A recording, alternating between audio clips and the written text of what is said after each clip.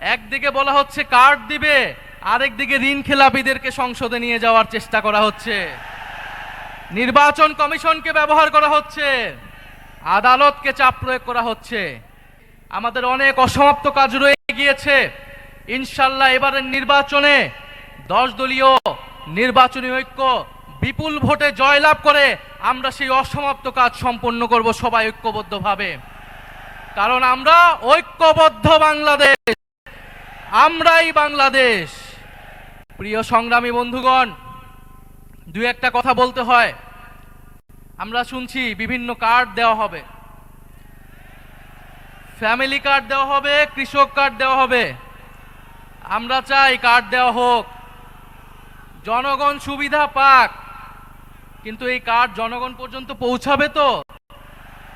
2000 টাকার কার্ড নিতে 1000 টাকা ঘুষ দেওয়া লাগবে না তো?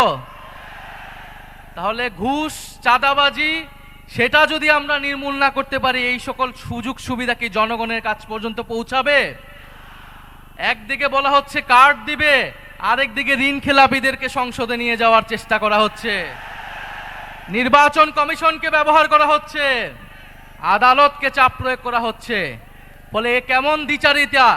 যদি প্রকৃতপক্ষেই জনগণকে সুবিধা দেওয়ার নিয়ত থাকে, তাহলে কেউ ঋণ খেলাপিকে নমিনেশন দিতে পারে না।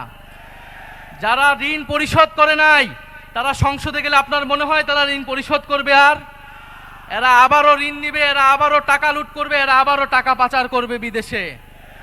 আমরা তো এই বাংলাদেশ চাই নাই।